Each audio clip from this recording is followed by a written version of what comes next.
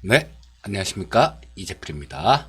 자, 오늘은, 지금 코로나 때문에 온통 세상이 완전히 난리죠. 자, 그런데 전염력이 굉장히 강한 이 바이러스가 언제까지 갈 것이냐. 야, 재필아, 이 바이러스가 언제까지 가냐? 이렇게 물어보면 저는 잘 모르겠어요. 뭐 하다못해 그 의학 박사님들도 잘 모르겠다라고 하시는 판이니 그쪽에 대해서 뭐 별로 지식이 없는 저로서는 알 수가 없겠죠. 하지만 이 제가 갖고 있는 건 주식 시장에 대한 지식들이죠. 이런 걸 비춰서 본다라면요. 자, 이 코로나는 뭐 언젠간 끝나겠죠. 그리고 세상은 또 이 게임 체인저가 발생이 된 겁니다. 이 코로나라는 게. 그래서 우리는 이 코로나 이후의 세상에 대해서 공부를 하고 거기에 대비할 필요가 있다라는 생각이 듭니다. 자, 제가 어떤 얘기를 지금 뭐 TV 방송 출연할 때 어떤 얘기를 주로 말씀을 드렸냐면요.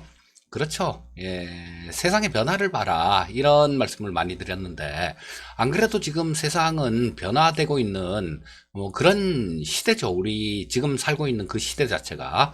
하지만 이 코로나 바이러스로 인해서 그 변화가 한층 가속도가 될 수도 있다라는 생각이 듭니다. 자, 그래서 이 코로나 바이러스 이후에 세상은 엄청나게 많이 변할 겁니다. 주식시장에서는 거기에 적응하시는 분들 같은 경우는 엄청난 부를 얻을 거고요. 그렇지 않은 분들은 또다시 어렵게 되는 그런 상황에 몰리게 될 겁니다.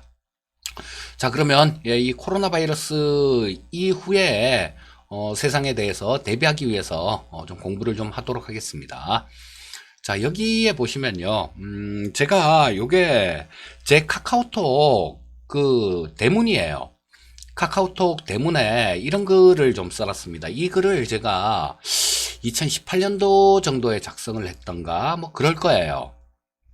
시대의 변화는 혼란을 부르고 그 혼란에서 새로운 질서가 탄생할 것이며 새로운 시대는 적응하는 자들의 것이다 라는 이런 문구를 적어 놓은 지가 한 2년, 그쵸, 뭐 2년 된다 안 됐나 모르겠어요. 근데 지금 시대의 변화가 이렇게 진행되는 과정에서 극도로 혼란한 경우가 많습니다. 뭐 어떤 외부적인 요인이든 내부적인 요인이든 간에 자, 지금 현재 상황은 극도로 혼란스러운 그런 과정이 왔어요.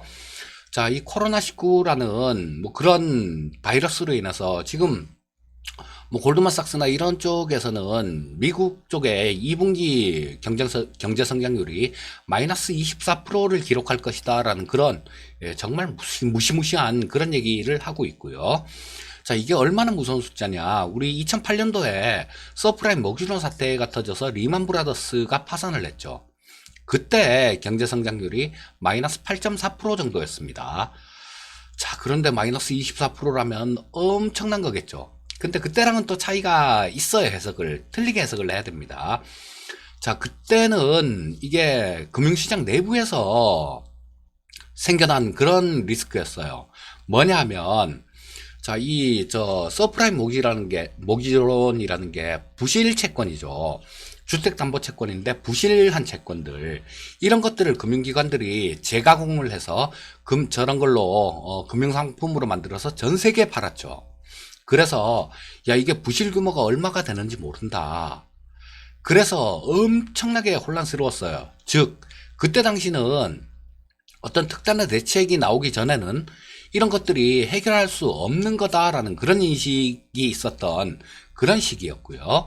지금은 우리가 다 아는 거지 않습니까? 코로나19 바이러스라는 게 뭐 그렇게 잡힐 거다라는 거, 종식이 될 거다라는 걸 알고 있잖아요, 우리는.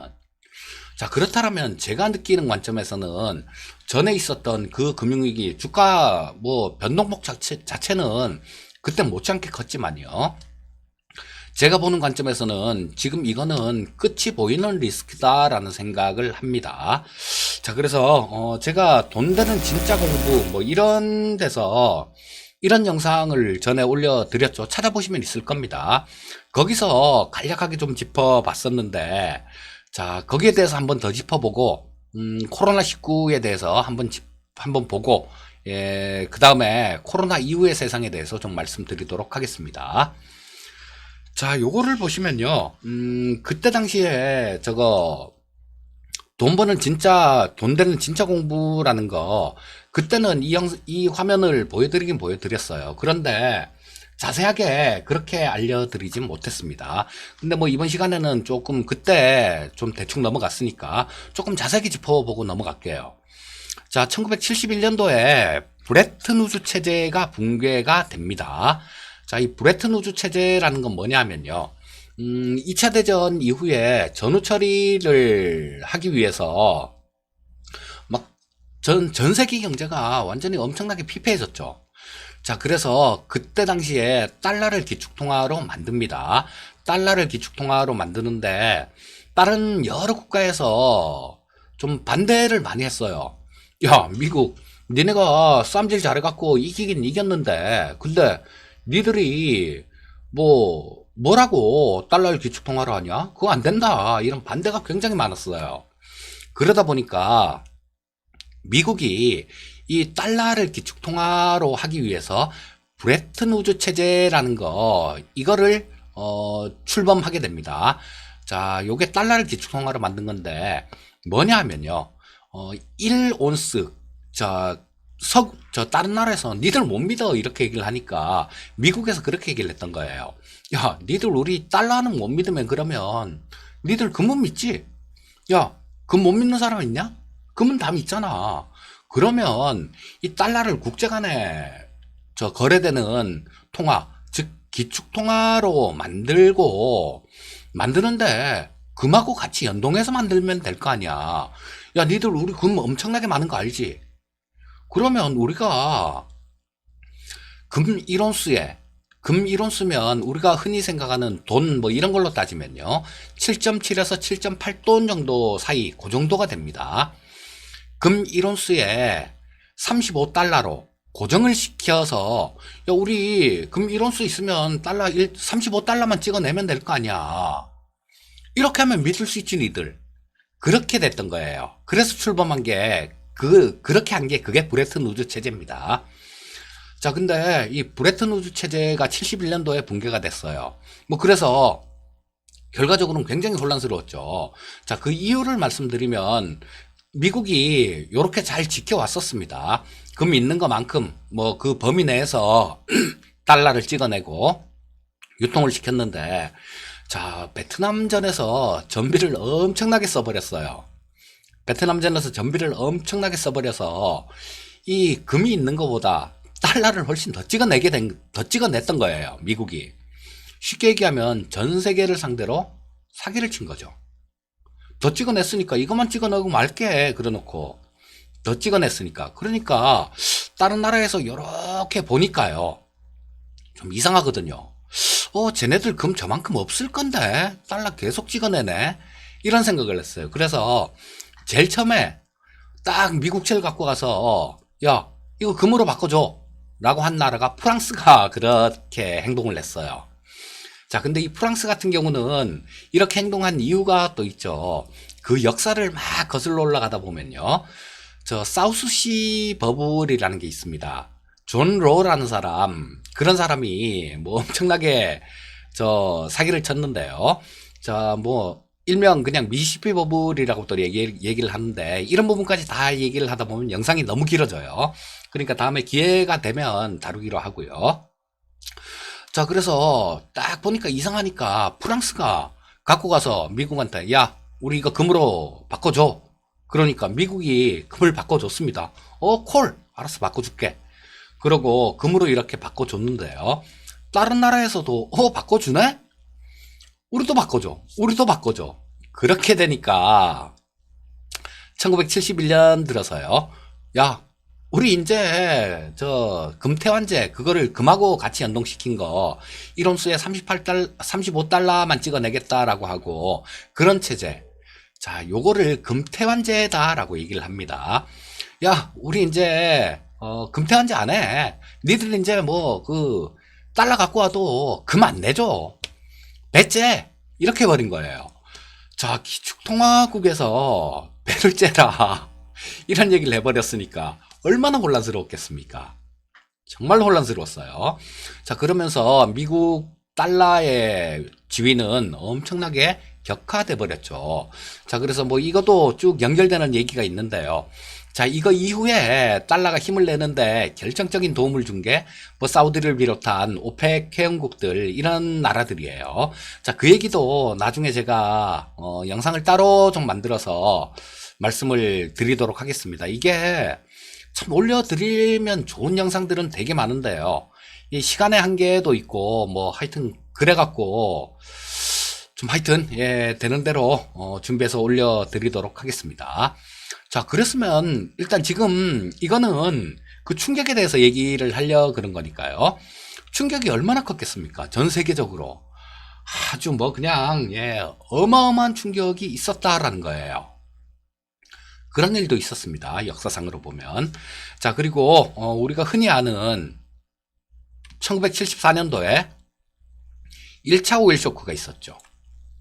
자, 뭐 이 부분은 그냥 제목만 딱 봐도 아실 거니까 특별한 설명은 하진 않을 거고요. 자, 그 다음에 1980년도에 2차 오일 쇼크가 또 있었습니다. 자, 그리고 1982년도에 볼커 쇼크라는 충격이 있었습니다. 자, 요건 좀 설명을 드릴게요. 이 볼커 쇼크라는 거는 그때 1982년 그때 당시에 연준 의장이 폴 볼커라는 분이었어요. 자, 근데 이때 미국이 또 굉장히 어려운 그런 상황에 처하게 됩니다.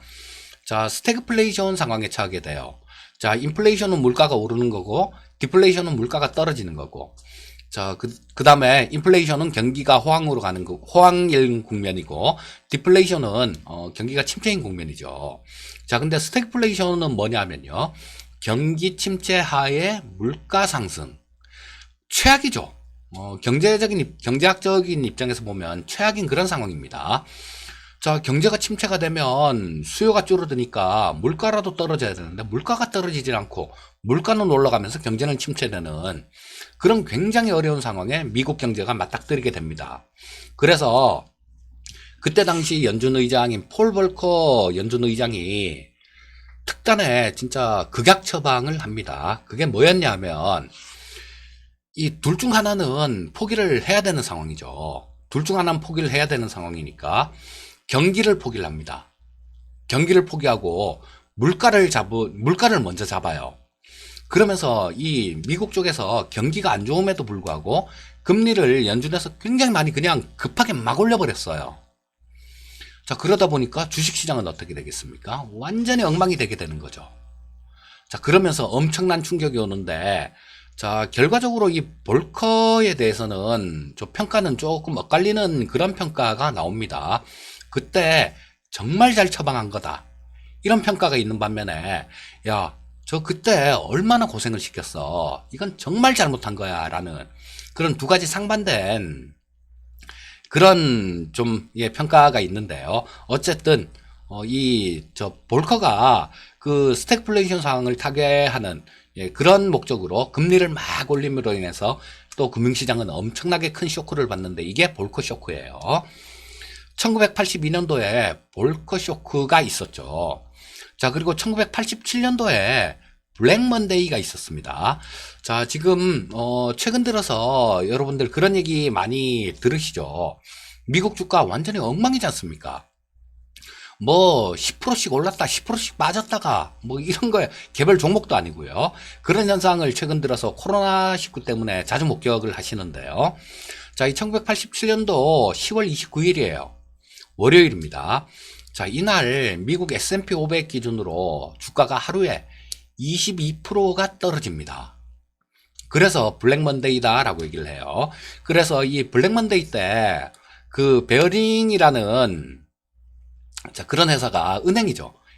미국의 베어링이라는 은행이 풋옵션 매도 포지션을 만들어 놨다가요.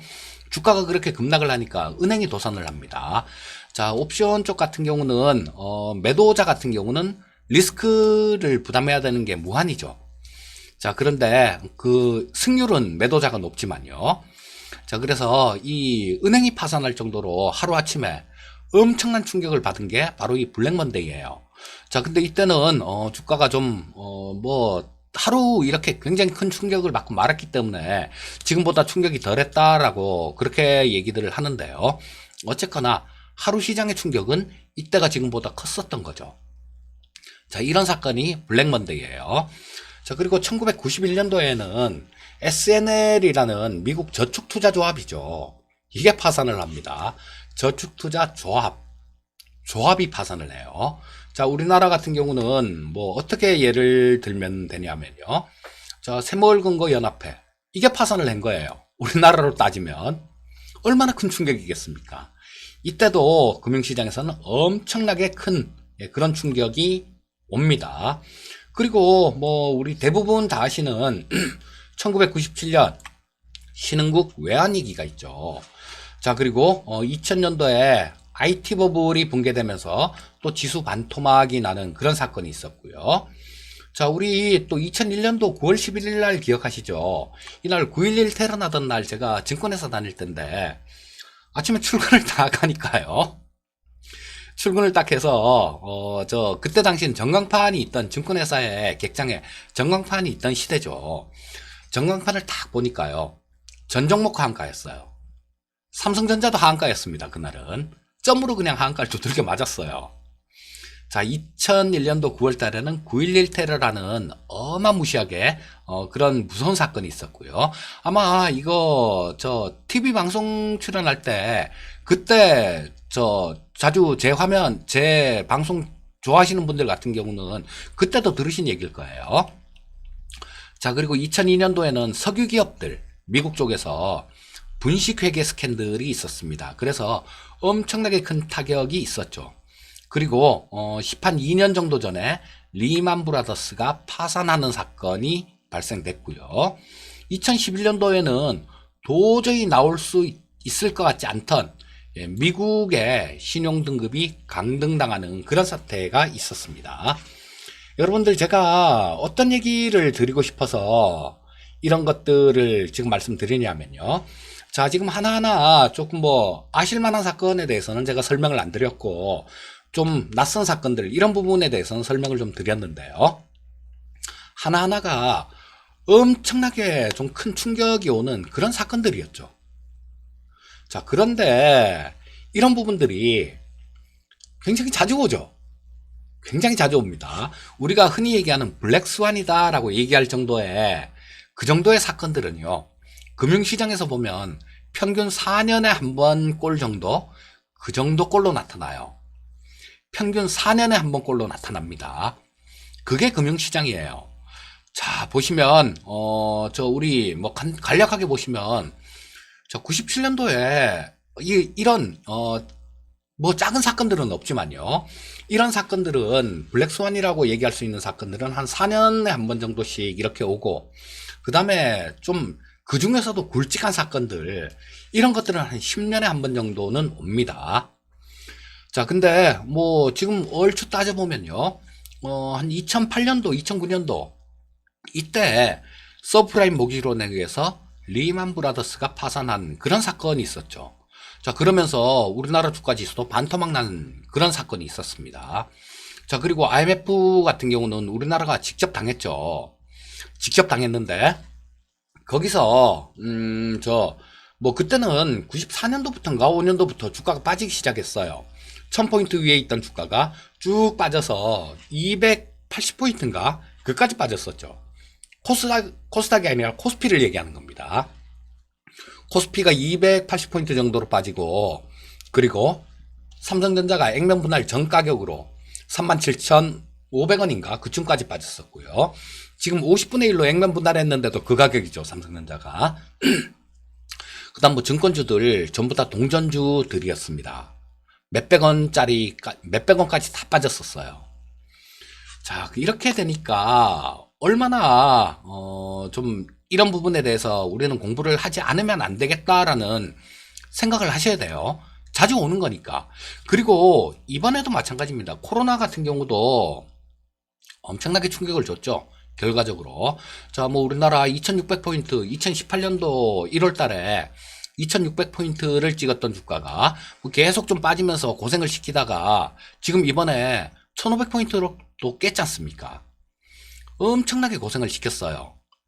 자, 이런 사건들은 자주 있으니까 이런 부분들은 아마 제가 TV 출연할 때 그냥 쭉 보셨던 분들 같은 경우는 이재필이가 전에도 그런 얘기 했었는데 그러면서 뭐 큰 충격이 올 것이다 라는 그런 얘기를 했는데 지금 왔구나 이렇게 생각을 하실 거예요. 자, 그래서 뭐 그때 제대로 대비하시고 하신 분들이 과연 몇 분이나 되실지는 조금 의문입니다만, 자, 요 얘기를, 이 경제 위기요. 자, 이 경제 위기는 그렇게 특별한 게 아니다라는 겁니다. 특별한 게 아니에요. 자, 여러분들, 제가 여기서 말씀드리고 싶은 거는 가장 핵심은 뭐냐면요. 굉장히 많은 위기가 있었잖아요. 자, 눈으로 한번 보시듯이 여기서 극복이 안 된 위기가 있었습니까? 없어요. 단 한 차례도 없었습니다. 극복이 안 된 위기는 지금 아마 뭐 그전에는 뭐 작년 2019년이나 2018년도 TV 방송 출연하면 이런 부분들은 뭐 상시 좀 주의를 기울이셔야 됩니다. 자, 오기 전에 미리 조금만 이상하면 뭐 인버스를 들어가시든가 아니면 주식을 좀 많이 팔아 놓으시든가 그러면서 위험 관리가 필요합니다. 이런 말씀을 드렸고요. 지금은 이제는 늦었죠. 그렇게 하긴 늦어버렸습니다. 이제는. 자, 이제는 이 극복되지 않은 위기가 없다라는 거 여기에 초점을 맞추셔야 될 때예요. 여기에. 자, 우리 이 경제 위기가 있고 난 다음에는 어떤 큰 위기가 있고 난 다음에는 항상 엄청난 변화가 있었습니다. 자, 그 변화를 한번 볼게요. 자, 뭐 우리 IMF 때 뭐 요 두 가지 사례만 한번 보도록 할 겁니다. IMF 때 어땠습니까? 그쵸? 주식하면 미친놈이라 그랬어요. 저는 물론 이때도 주식을 하고 있었습니다. 친구들이 그런 얘기를 했어요. 야, 제필아, 나 다 망했는데, 그 주식 투자를 왜 하냐? 야, 주식 투자하지 말고 있잖아. 그 돈으로, 야, 우리한테 술이나 사라. 그러면 고맙다는 얘기라도 듣잖아. 그렇게 얘기를 했던 시대가 이때예요. 즉, 그렇게 얘기를 했던 때가 증권주, 동전주였었고, 그때 당시에 주식을 그냥 망하지 않은 놈만 사놨다라면요. 지금 수십 배씩 다 수익이 났을 겁니다. 수십 배를 먹었어요. 자, 그런데 이때는 이 IMF 외환위기 이런 거를 극복하는 과정에서 굉장히 좀 엄청난 그런 움직임이 나왔죠. 뭐냐면 그런 거죠. IT 버블이 이런 걸로 인해서 태동이 됐어요. 자, 그러면서 이따가 또 한번 코스닥 그때 당시의 차트는 이따가 한번 다시 살펴볼 겁니다. 자, 그런데 그러면서 코스닥 지수 자체가 그쵸? 500포인트에 있던 지수가 2800포인트, 거의 3000포인트 가까이 간 1년 6개월 만에요. 그런 현상이 나왔어요. 그러면서 그 IT 기업들, 뭐 한글과 컴퓨터 100배, 새로운 기술 100배, 뭐 이런 것들 100배짜리 주식이 엄청나게 쏟아져 나왔습니다. 자, 말씀드리고 싶은 게 뭐냐면요. 이런 굉장히 큰 위기가 있고 난 다음에는 새로운 것들이 태동이 되고 이 위기가 극복되는 과정에서 돈이 신산업 쪽으로 그만큼 많이 몰리기 때문에 이런 현상이 나오는 겁니다. 그리고 결과적으로는 그런 걸로 인해서 버블이 만들어지는 거예요. 자, IMF 때는 뭐 이 닷컴 버블로 이어지는 그런 현상이 나왔고요. 그럼 리만 브라더스 파산하고 난 다음에는 어떤 현상이 나왔겠습니까? 이때는 전반적으로 거의 좋았어요. 거의 이 금융위기이기 때문에 돈이 없어서 돈이 돌질 않아서 생긴 그 위기였기 때문에 돈을 엄청나게 풀었죠. 벤 버냉키 전 연준의장이 헬리콥터 벤이라는 별명을 얻을 정도로 헬리콥터 벤이라는 별명이 그냥 돈을 막 뿌린다, 헬기에서 막 뿌린다라는 그런 의미에서 헬리콥터 벤이라는 그런 별명이 생겼죠. 자, 그러면서 전반적으로 다 좋았습니다. 그런데 특히 소비재 쪽, 뭐 그러니까 뭐 자동차 같은 것들, 뭐 이런 것들 만드는 회사들 돈이 돌지 않다가 돈이 없다가 돈이 갑자기 늘어나니까 뭐 돈이 없을 때는 아무것도 못 사고 있더니 돈이 좀 이렇게 흔해지니까 차도 한 대 뽑아볼까? 뭐 이런 마음이 생기는 거죠. 그리고 여러 가지 소비재들 이런 부분에서 엄청나게 많은 그런 상승이 왔고요. 또 이때 조금 지나서 리만 파산하고 난 다음에 그 무렵부터 애플에서 스마트폰이란 걸 만들었죠. 이때 변화는 스마트폰 같은 거 그런 걸로 이어졌는데요.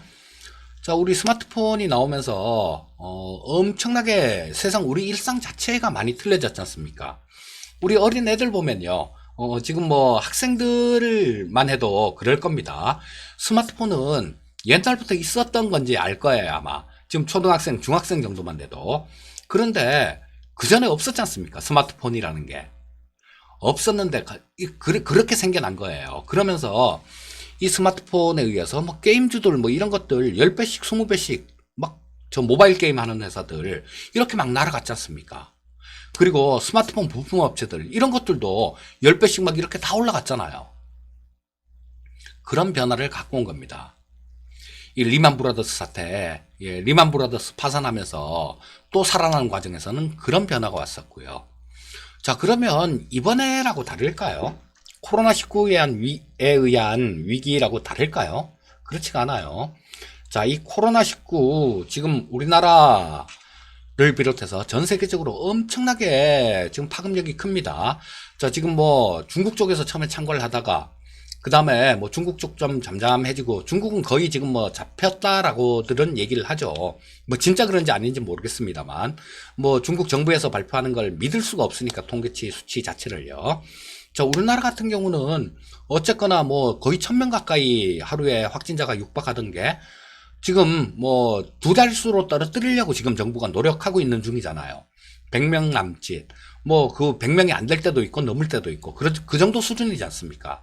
우리나라 같은 경우는. 자, 그리고 이런 것들이 또 유럽 쪽으로 가서 지금 아주 완전히 난리를 쳤잖아요. 난리를 쳤습니다. 이탈리아 같은 경우는 뭐 사망자가 엄청나게 많이 나왔죠. 자, 그리고 유럽 쪽에서 그렇게 시끄러웠고 지금 이제는 미국이죠. 자, 미국이 이 트럼프가 정말 잘못한 거죠. 처음에 야, 그거 감기야. 감기인데 뭐 그래 호들갑 떨어. 그러면서 어떤 조치도 하지 않았어요. 그 지금 최근 들어갖고는 트럼프가 뜨거라 싶은가 봐요. 자, 그러면서 지금 뭐 지금 미국의 확진자가 중국의 확진자보다 훨씬 더 많이 발생돼 버렸죠. 그리고 일본이 지금 올림픽 때문에 쉬쉬하고 있었는데요. 그냥 가만히 있었는데 보십시오. 아마 일본이 또 굉장히 창궐하는 엄청나게 많은 확진자가 발생될 것 같아요. 자, 이런 부분들이 진행이 되고 있는데, 자, 이런 부분들이 아까 서두에 말씀드렸듯이 이거 계속 갈까요? 사람들 뭐 다 걸릴 때까지 그냥 계속 갈까요? 그렇지 않죠. 그렇지가 않습니다. 자, 신종플루 저거 하나 말씀드리면요.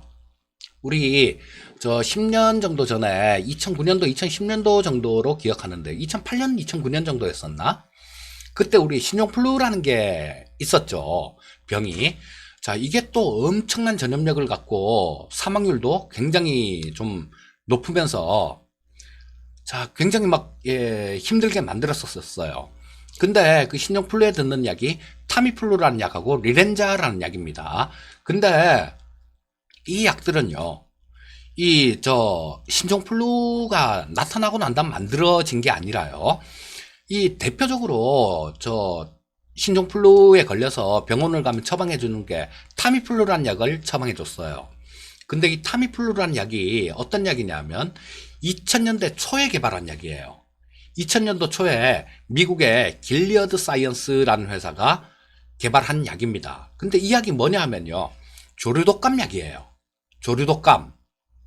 근데 이 조류독감 약이 그 신종플루에 바로 잘 맞았다라는 겁니다. 물론 이것도 음모론 쪽으로 이렇게 얘기를 하면 또 좀 미심쩍은 구석도 있어요. 왜냐하면 간략하게만 말씀드리면 길리어드 사이언스라는 회사 자체가 그 옛날에 좀 연세 좀 있으신 분들 들어보셨을 거예요. 럼스펠드라고 부시가 대통령 할 때 그 국방장관을 했던 사람입니다. 국방장관을 했던 사람이 대주주로 있는 그런 기업이에요. 그러니까 야, 바이러스를 먼저 만들어 놓고 약을 만들고 거기에 약에 맞는 바이러스를 만들어서 퍼뜨린 거 아니냐, 이런 좀 음모론도 좀 있는데요. 자, 이런 부분들도 나중에 이 음모론 쪽도 좀 공부할 필요가 있습니다. 그런 쪽도 좀 주식 시장을 이해하는데 좀 도움이 되기도 해요, 때로는. 자, 근데 뭐 길리어드 사이언스 얘기 나오고 럼스펠드 얘기까지 얘기를 하다 보니까 나왔는데, 자, 어쨌든 여기서 말씀드리고 싶은 건 그런 거예요. 그 병이 안 나왔음에도 불구하고 그 바이러스가 세상에 나오지 않았을 때도 거기에 대한 약은 존재했다라는 겁니다. 뭐 이 얘기하다가 음모론적으로 잠깐 살짝 넘어갔는데요. 그 음모론에 대한 거는 제가 나중에 영상 만들어 올려드릴게요. 지금 코로나19라고 그런 약이 없을까요? 있을 수 있어요. 예, 우리가 찾지를 못해서 그렇지. 그리고 또 이 코로나19에 대한 약을 지금 백신 같은 경우는 개발하는데 시간이 좀 걸린다라고 얘기를 합니다. 그런데 치료약 같은 경우는 지금 뭐 우리나라 셀트리온 쪽에서도 1단계 마치고 지금 2단계로 들어갔습니다. 2단계 임상 들어갑니다. 뭐 그런 얘기를 하죠. 자, 셀트리온뿐만 아니라 뭐 다른 글로벌 제약사들도 다 그렇게 하고 있어요. 자, 그리고 또 이미 만들어진 약 중에서도 찾는다라면 게임 끝나는 겁니다. 이거는 바로 게임 아웃이에요. 자, 그러니까 이 코로나19 같은 경우는 언제까지 지속될지는 알 수가 없어요. 하지만 언제까지 지속되지는 않을 거고요. 그렇게 길지 않은 시간에 조금 충격이 완화될 가능성이 굉장히 높다라고 보셔야 되겠죠. 그러면 그때 가서 또 우왕좌왕 할 게 아니라 미리 공부를 하셔야죠. 미리 공부하시라고 이 영상을 만들어서 이 영상을 만드는 거고요. 자, 그러면 아까 얘기했던 그 어려웠던 시기, 여기에 대해서 우리나라 주식시장 차트를 갖다 놓고 한번 볼게요. 자, 이렇게 많은 사건들이 있었습니다. 엄청나게 성장하다가 역성장하면서 주가 반토막 부러지고 회복했다가 경기 침체되면서 여기서 내토막이죠. 자, 여기서 IMF까지 가고 그 다음에 여기서 극복하는 과정에 주가는 또 4배가 올라오고, 지수 자체입니다. 지수가 4배 올라오고, 거기서 닷컴버블 붕괴되면서 지수 반토막 나고 또 올라왔다가 중국 이렇게 성장하는 과정에서 우리나라 주가도 이때도 500에서 2000 갔던 그런 시대예요. 4배 올랐다가 리만 브라더스 사고 터지면서, 사태 터지면서 또 주가 반토막 나고, 자, 이런 일들이 이 주식시장에서 그냥 계속 생기는 거예요. 생기고 극복되고, 이게 시장입니다. 자, 그래서 지금 우리는 이 영상을 제가 제목을 코로나 이후의 세상의 변화라는 그런 영상 제목이죠. 이런 거예요. 이 코로나19는 이런 변화를 갖고 올 겁니다. 생산시설의 혁신. 생산시설의 혁신. 그리고 소비 패턴의 변화. 기본소득의 등장. 이 얘기는, 기본소득이란 얘기는 제가 지인들이나 또 강연회 같은 거 할 때는 가끔 말씀을 드렸었어요. 자, 이게 지금 우리나라도 그렇고 정부에서 4인 가족 기준으로 100만원 준다. 그리고 지자체에서도 마찬가지 10만원씩 줄게. 코로나 때문에 힘드니까 줄게. 이런 얘기를 하잖아요. 저는 이게 이 기본소득의 등장의 전 단계다라고 봅니다. 자, 왜냐하면 이런 것들이 논란이 굉장히 많았어요. 우리 좀 이따가 공부하겠지만 스마트 팩토리가 확산이 되게 되면 어떻게 되겠습니까? 자, 일단 이 장에서는 간략하게만 짚어보고 다음 장에서 스마트 팩토리 관련되는 그런 부분들을 짚어보겠습니다. 사람의 일자리가 없어져요. 그런 얘기는 많이 들어보셨죠? 저런 것들 이 기계에 의해서, 인공지능에 의해서 사람의 일자리는 점점 줄어든다, 큰일 났다, 이런 걱정을 많이 하잖아요. 자, 유럽 쪽에서는 지금 이 로봇한테 세금을 거들려 그래요. 유럽 쪽에서는 이 로봇을 전자인간으로 규정을 해서 로봇한테 세금 걷는 방안, 이런 방안을 입법화를 했습니다, 벌써. 자, 그 얘기인 즉슨 뭐냐 하면, 공장에서 로봇들이 사람을 대신해서 생산을 하면, 자, 생산 단가는 엄청나게 내려갈 거예요. 이 로봇 같은 경우는 일요일날 쉬게 안 해도 되잖아요. 예, 그리고 저녁에 퇴근 안 시켜도 됩니다. 그냥 계속 돌릴 수가 있는 게 로봇이죠. 자, 그럼 사람의 일자리를 급속도로 대체를 하게 될 거고, 그렇기 때문에 그 로봇한테서 세금을 걷어서 사람들한테 나눠주자. 이런 정책을 유럽에서는 지금 계속 또 논의 중인 상황이에요. 자, 그리고 우리 소비 패턴의 변화도 있죠. 지금 우리 어디 오프라인으로 어디 가서 사는 거, 이런 거, 코로나19 이전에도 마찬가지 온라인화 추세가 굉장히 진행이 많이 됐지만요. 지금 같은 경우는 아예 밖에 안 나가잖아요. 정부에서도 웬만하면 밖에 나오지 마세요. 그렇게 얘기하고 있고.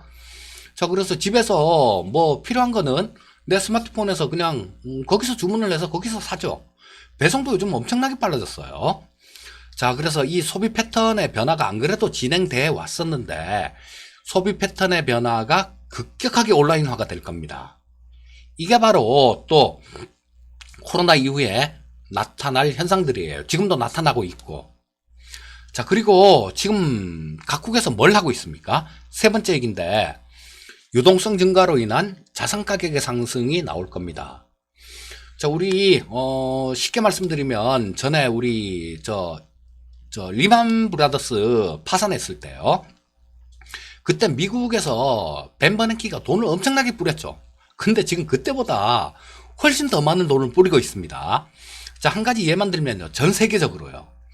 한 가지 예를 들면 우리 독일 같은 경우는 2차 대전 이후에 정말 무서운 하이퍼 인플레이션을 겪은 그런 나라예요. 자, 독일이 2차 대전 이후에 어떤 상황을 겪었냐 하면 그때 당시에 열심히 일했던 사람, 열심히 일해서 꼬박꼬박 저금을 했던 사람들이요. 이 사람하고 그때 당시에 술주정뱅이 그냥 술을 사 먹고 그 돈 생기면 술 사 먹고 그 병을 치우기 귀찮아서 병을 한 군데로 쌓아놨던 그런 사람하고 이 병을 그냥 한 군데다 쌓아놨던 사람이 나중에 그 자산 가치가 훨씬 더 커졌다라는 웃지 못할 일화가 있어요. 자, 이게 뭔 얘기를 하느냐. 물가가 그만큼 올랐다는 얘기죠. 그 물가가 그만큼 올랐다는 얘기는 돈의 가치가 그만큼 떨어졌다는 얘기고. 자, 어떤 품목별로 좀 틀리겠지만 이 독일 같은 경우는 어떤 품목에 대해서는 그 인플레이션이 1년에 20억 프로가 진행된 20억 프로면 이게 2천만 배네요. 2천만 배. 쉽게 얘기하면 작년에 2천만 원 가치가 있었던 게 지금 1원 가치밖에 안 되는 겁니다. 이런 엄청나게 무서운 그 하이퍼 인플레이션을 겪었어요. 그리고 독일 국민들 같은 경우는 이 돈의 가치가 워낙 없으니까 겨울에 난방은 해야 되겠고 땔감은 구할 수가 없고 그래서 돈을 태워서 난방을 했다라는 그런 일화도 있어요. 자, 독일 사람들 같은 경우는 이런 정말 무서운 그런 인플레이션을 겪었기 때문에 이 인플레이션에 대해서는 정말 DNA에 그 두려움이 각인이 돼 있는 그런 사람들입니다. 독일 국민들은. 그런데 하다못해 그 독일까지도 지금 돈을 푼다 그러지 않습니까? 미국은 연준에서 무제한으로 풀게 그런 얘기를 하고 또 처음에 국채 뭐 이런 것만 하다가 나중에 또 안 잡히니까 야 그럼 CP까지 살게 그렇게 나오잖아요. 원래 연준법에 의해서는 이 CP 그러니까 뭐 회사채나 CP는 기업어음을 얘기하는 겁니다. CP나 뭐 이런 것들은 못 사게 돼 있어요. 자, 그런데 뭐 이거에 편법을 쓴 거죠. 연준에서 직접 안 되니까 페이퍼 컴퍼니를 하나 만들어서 그걸 통해서 사는 거죠. 자, 그런 좀 편법까지 써가면서 돈을 풀고 있어요. 그리고 또 지금 들리는 얘기는 연준에서 이렇게 해도 안 되면 나중에는 연준에서 주식 직접 산다. 이런 얘기까지 나오고 있습니다. 자, 지금 뭐 바축카포를 들고 지금 쐈다라면 연준에서 주식을 직접 산다라는 건 이건 핵폭탄급이죠. 자, 그래서 이 정부나 뭐 이런 쪽에서는 거기에 대해서 극복을 하기 위해서 뭘 해도 뭐든지 다 할 거다라는 얘기예요. 자, 그러면서 이 코로나19가 물러나게 되면 어떤 게 남겠습니까? 남아있는 거는 그렇죠. 엄청나게 뿌려놓은 유동성만 남게 될 겁니다. 그럼 이게 주식시장을 비롯해서 자산 가격들을 엄청나게 올리는 역할을 할 거예요. 자, 조금만 생각해 보면 이런 부분들은 알 수 있겠죠. 자, 그리고 제가 아까 장에서도 말씀드렸는데요. 자, 그렇게 되면 돈이 어느 쪽으로 쏠릴 것인가, 이런 부분들을 보셔야 되는데, 자, 신산업이에요. 신산업입니다. 지금 이재필이가 그 경제TV 방송에서 3년 내내 떠든 4차 산업혁명, 그쪽 관련 섹터들로, 업종들로 돈이 쏠리게 될 겁니다. 그리고 그쪽에는 엄청난 버블, 그때 말씀드렸었죠. 좀 전에 말씀드렸는데, 뭐 2000년대, 99년도 후반, 2000년대 초반, 이때 저 닷컴 쪽 기업들 무슨 회사 이름이 무슨 조금 영어로만 돼 있으면 그때는 뭐 10배씩 날아가던 그런 시절이 있었어요. 회사 이름에 무슨 컴자 들어가고 무슨 넷자 들어가고 이러면 10배씩 그냥 날아가던 그런 시절이 있었습니다. 그때 사람들은 바보라서 그렇게 열광한 게 아니에요. 이 엄청나게 풀린 유동성이 그렇게 만드는 겁니다. 그리고 이번에도 별반 틀리지 않을 거예요. 자, 뭐 신산업 투자로 인해 투자 열풍으로 이어질 거고, 이런 것들은 관련 산업에 버블을 만들 거예요. 자, 여러분들, 버블이라는 게 나쁜 건 아니죠. 버블이 생기기 전에 그 버블이 생길 곳에 미리 들어가 있었던 사람들은 어떻게 되겠습니까? 10배 벌고 100배 버는 거죠. 그런데 이런 부분들을 미리 인지 못하고 나중에 쫓아 들어왔던 분들이요. 지금 코스닥 시장 뭐 2000포인트, 2800 얼마까지 갔어요. 고점에서 뒤늦게 쫓아가신 분들 같은 경우는 저 사기꾼들 시장, 저 코스닥 시장 사기야, 나 다시는 저쪽 쳐다도 안 봐, 이렇게 말씀을 하시죠. 똑같은 주식들을 매매를 했다라는 겁니다. 그런데 어떤 분들은 10배를 벌고 100배를 버는데 어떤 분은 깡통이 나요. 이게 주식시장입니다. 그래서 지금 같은 경우는 아직까지 이 신산업들 이런 쪽에 버블 발생 안 됐잖아요. 오히려 주가들 다 빠져갖고 다 죽어 있지 않습니까? 버블이 생길 때를 찾으셔야 돼요. 그게 가장 부자가 되는 가장 지름길입니다. 자, 그래서 일단 세상의 변화는 코로나 이후에 이런 변화가 생기게 될 겁니다. 자, 그러면 위에서 좀 말씀드린 생산시설의 혁신에 대해서 좀 한번 말씀을 드릴게요. 자, 지금 뭐 공장 문 닫습니다, 코로나 때문에, 뭐 이런 얘기 자주 들으시죠. 자, 중국 공장 거의 멈췄습니다. 현대차는 와이어 하네스 부품이 없어서 차를 못 만듭니다. 뭐 베트남 공장 다 가동 스톱합니다. 아모레 오산 공장 이틀간 생산 중단합니다. 이런 뉴스들 많이 나오죠. 이런 것들 안 그래도 진행이 돼 오던 것들이에요. 안 그래도 이 스마트 팩토리 관련해 갖고는 진행이 돼 왔는데, 스마트 팩토리라는 건 뭐냐면 똑똑한 공장이죠. 자, 공장을 기계화, 자동화를 만들어 해놓은 겁니다. 자동화라고 이 컨베이어 벨트 뭐 이런 자동화가 아니라요. 그거하고는 질적으로 틀린 거죠. 제가 아디다스 독일 공장을 하나 예를 좀 들어 드릴게요. 이 아디다스 독일 공장이 뭐 생산시설을, 저 상해에 있던 생산시설을 이게 2016년도에 아마 이전을 했을 거예요. 독일로 이전을 했습니다. 자, 그런데 2016년도에 공장에 일하던 직원이 600명이었어요. 연 아마 50만 컬레 정도 생산을 하는 그 정도 수준으로 알고 있는데요. 자, 근데 600명이 일하던 그런 공장에 생산하는 그 양을 독일에서 생산할 때는 10명입니다. 10명에서 생산을 해요. 뭔 얘기냐. 이 사람들은 최소한의 뭐 비상시점에, 비상시기에 이런데 좀 대응할 수 있는 그 최소 인력이면 된다는 얘기예요. 자, 그래서 실업자들 엄청나게 많이 생기겠죠. 자, 이 스마트 팩토리라는 게 뭐냐면요. 이 독일 쪽에서는 이 스마트폰 앱으로 아디다스 앱에 들어가서 내가 신발을 사고 싶으면 주문을 할 수 있어요. 주문을 하는데 지금 우리는 어떤 물건을 삽니까? 획일화된 물건을 사죠. 뭐 가갖고 어이구 요거 이쁘네 요거 사야지 하고 사지 않습니까? 근데 이 앱에서는 직접 그 소비자가 자기 취향에 맞는 기본 기본 룰은 이렇게 있겠죠. 자, 근데 거기에 들어가서 주문을 하는데요. 야, 색상은 나는 이쪽은 뭐 이렇게 해주고 저쪽은 저렇게 해줘. 그리고 나는 키가 작으니까 키가 좀 크게 보이게 했으면 좋겠으니까, 자, 나는 키 높이로 해줘. 나는 발목이 약하니까 이 발목까지 좀 이렇게 올라오는, 감싸줄 수 있는 그런 신발이었으면 좋겠어 하고 자기가 이렇게 자기 맞춤으로 주문을 합니다. 자기 맞춤으로 주문을 하면 여기서 생산하는 시간이요. 자, 이 주문은 AI, 그러니까 인공지능이 받죠. 인공지능이 이 주문을 받아요. 소비자로부터 직접 주문을 받습니다. 그리고 이 AI는 그 주문 받은 거를 공장 각각에 있는 로봇들한테 지시를 내리는 거죠. 야, 우리 소비자님이 이런 신발을 원하신단다. 야, 이렇게 만들어. 라고 로봇들한테 명령을 내리는 거예요. 그러면 그 로봇들이 가장 최적화된 그런 생산 방법에 의해서 생산을 하는 거죠. 그런데 소비자가 주문을 딱 누르는 순간부터 이 신발이 완성되는 시간이 5시간입니다. 5시간이요. 그리고 소비자한테 배송되는 시간이 24시간이에요. 자, 쉽게 얘기하면 지금 내가 오늘 아침에 10시에 나 이런 신발을 갖고 싶어 라고 주문을 하면 내일 아침 10시면 나한테 온다라는 거예요. 이게 생산에 투입되는 인원도 600명이 투입되던 게 10명이면 되고요. 자, 여러분들 세상이 이렇게 바뀌어 가는데 이런 것들이 아마 급격하게 진행될 겁니다. 자, 우리 사람들이 생산을 하니까 질병 때문에 문 닫고 뭐 이런 것들 많잖아요. 지금 우리가 피부로 느끼지 않습니까?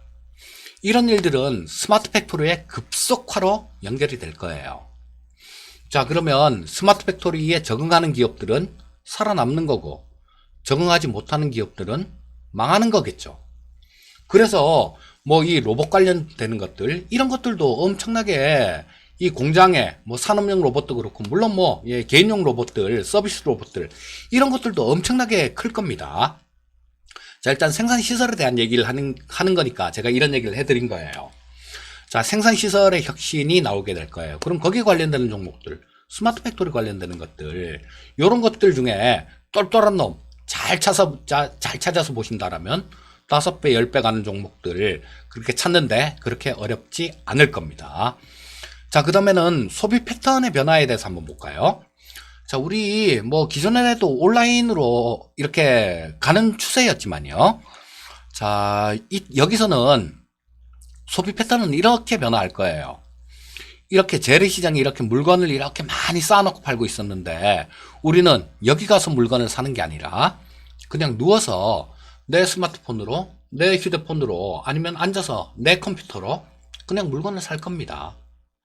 자, 이렇게 되면 이런 쪽들 뭐 요즘 쿠팡 뭐 이런 것들 손정 회장이 쿠팡 때문에 고생을 상당히 좀 많이 하고 있다라고 얘기를 하는데요.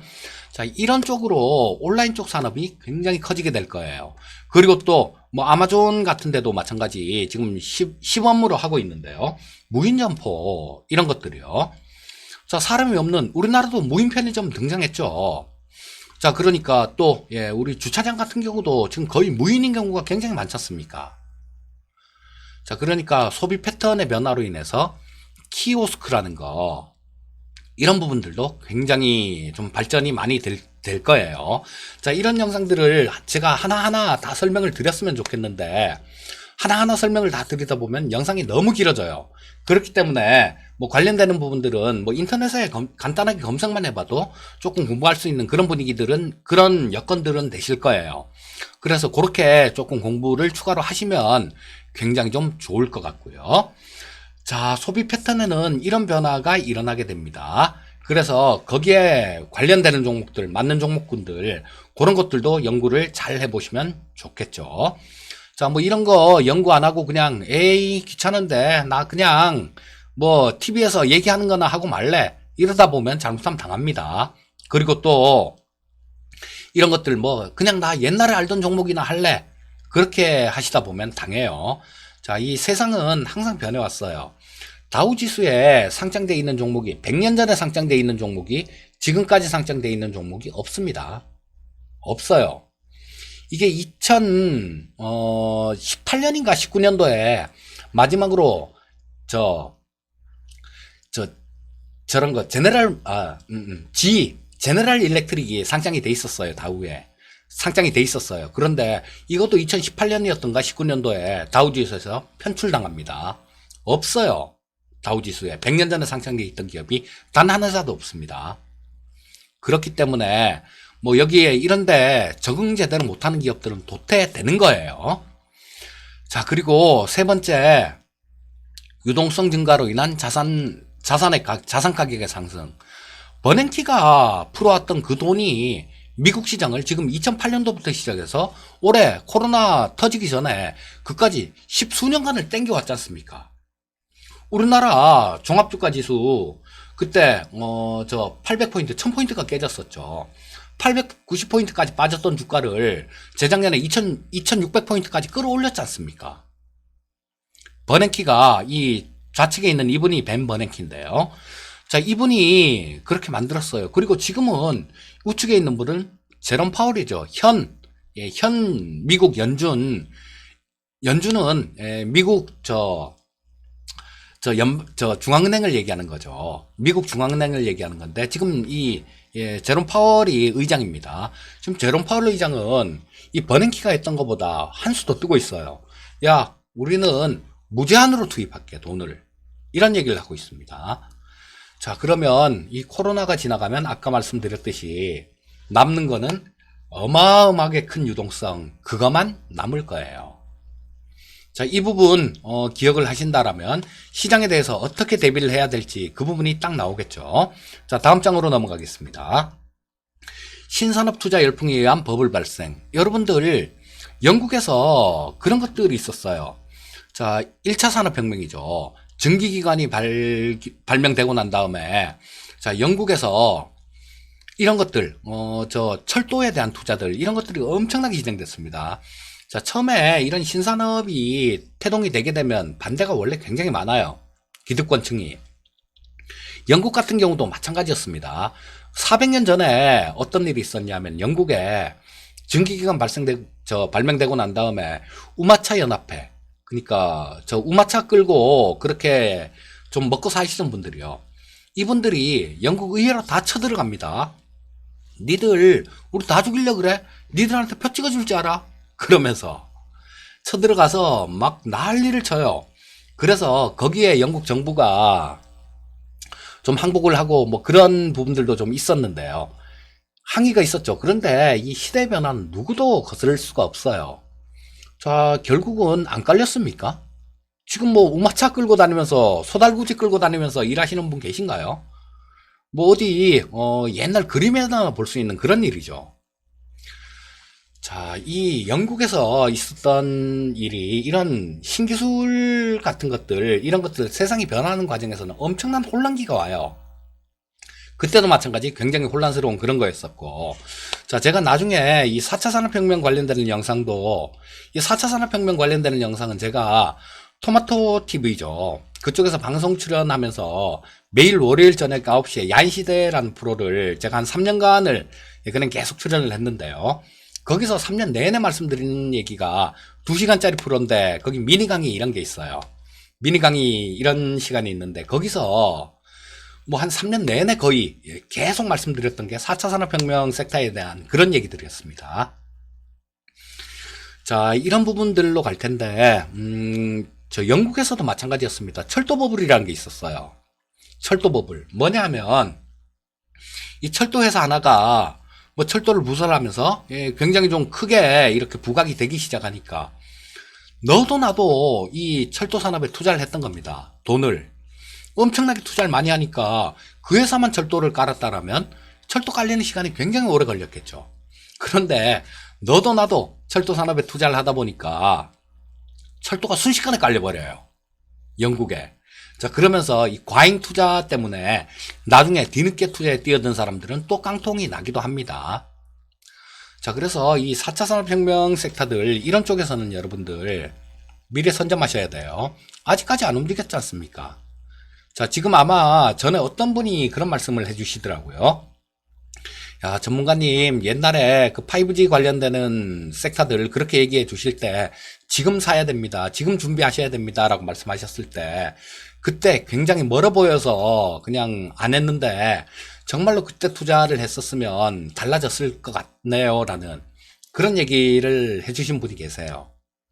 자, 이 4차 산업혁명 관련 섹터들은 지금입니다. 지금 준비하셔야 돼요. 그러면 몇 년 뒤에 여러분들의 계좌는 어쩌면 공이 한 개 정도 더 붙어 있을 확률이 굉장히 높아요. 자, 이 철도 버블이 있었죠. 과잉 투자가 되다 보니까 그런 거예요. 자, 그리고 2000년대 우리나라 이 코스닥 지수입니다. 자, 1년 6개월 동안 지수가 한 5배 정도 올라왔어요. 지수가 5배 올라왔다라는 거는 그 안에 개별 종목들 같은 경우는 그쵸? 10배 간 종목, 20배 간 종목, 50배 간 종목, 100배 간 종목들이 수두룩했다라는 얘기입니다. 정말로 그냥 물반 고기반이었었죠. 자, 영상이 너무 길어져서 이때 얘기를 더 해드리지는 못할 것 같고요. 어쨌거나 지금은 자, 이때도 그런 일이 나왔고요. 지금은 이 엄청나게 넘치는 유동성, 그러면 그런 것들이 어디로 갈지 그걸 찾으면 될 거 아닙니까? 그걸 찾으면. 자, 이때는 영국의 증기기관 개발되고는 철도로 갔어요. 당연한 얘기겠지만. 그리고 이때 자, 닷컴 버블 생길 때 IMF 극복하면서 정부에서 뭐 벤처기업 활성화하면 뭐 기치를 걸면서 엄청나게 지원을 해줬지 않습니까? 그래서 이때 코스닥 시장에 그 닷컴 기업들이 또 막 10배, 20배, 100배 이렇게 갔어요. 자, 그러면 지금 이 엄청나게 많은 유동성, 말씀드렸던 지금 이분들이 뿌리고 있는 돈, 그리고 우리나라에서도 뭐 50조를 한다 막 이러고 있지 않습니까? 이 돈들이 어디로 갈지만 안다라면 여러분들은 그쪽에 미리 들어가서 투자를 하고 기다리시면 되는 거죠. 이런 쪽으로 갈 거예요. 자, 지금 5G 관련주들은 뭐 지금 아직까지 저 10배 오른 종목들, 10배 오른 종목, 10배 오를 종목. 자, 이런 영상을 제가 전에 1시간짜리를 올려드렸을 겁니다. 그거 100분 딱 되면 저 올려드리겠습니다라고 얘기를 하고 올려드렸었는데요. 자, 이 영상은 언제 올라갈지 모르겠습니다. 지금 찍고는 있는데 이 영상은 언제 올라갈지는 모르겠는데 뭐 좀 봐가면서 올려드릴 거예요. 자, 근데 그쪽에 그 10배 가는 종목 이런 쪽에서 제가 5G 관련되는 그런 얘기를 좀 말씀드렸죠. 자, 이 5G 관련되는 얘기도 말씀드렸고 그 이후에 이 화면을 한번 더 보여드렸을 거예요, 아마. 이런 쪽에서 종목을 찾아보셔야 돼요. 자율주행, 블록체인, 인공지능 로봇, AI 로봇 이런 거죠. 빅데이터, 클라우드, 시스템 반도체, 사물 인터넷 뭐 이런 부분들에 대해서 찾아보신다라면 여러분들은 정말로 엄청나게 큰 수익을 거둘 수 있을 겁니다. 자, 그러면 대충 이 인터넷에 찾아보셔도 조금만 성의 있으면 인터넷에서 찾아보셔도 어느 정도는 아실 수 있을 텐데요. 제가 여러분들 좀 더 도움을 드리기 위해서 한 장 더 보여드릴게요. 여러분들 HTS에는 이렇게 세팅이 돼 있어야 됩니다. 자, 그 전에 보여드리기 전에 요거 다시 한번 말씀드릴게요. 제가 이런 말씀 괜히 드리는 거 아니에요. 이거 2018년도에 적어놨던 겁니다. 시대의 변화는 혼란을 부르고, 자, 지금 혼란이 왔죠.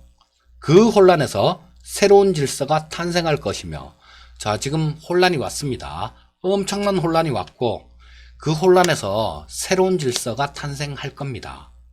그리고 새로운 시대는 적응하는 자들의 것이다. 요거 제 카카오톡 대문에다가 인사말 있죠. 대문에다가 적어놓은 글이에요.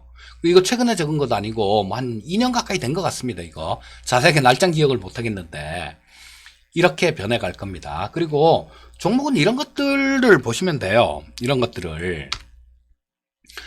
그리고 여러분들 HTS에는 이렇게 각자 뭐 지금 여기 둘, 넷, 여섯, 12섹터밖에 안 올려놨는데요. 이거보다 더 많아요.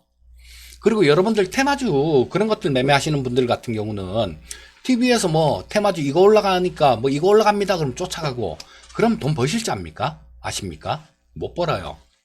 깨집니다. 자, 깡통으로 가는 지름길이에요.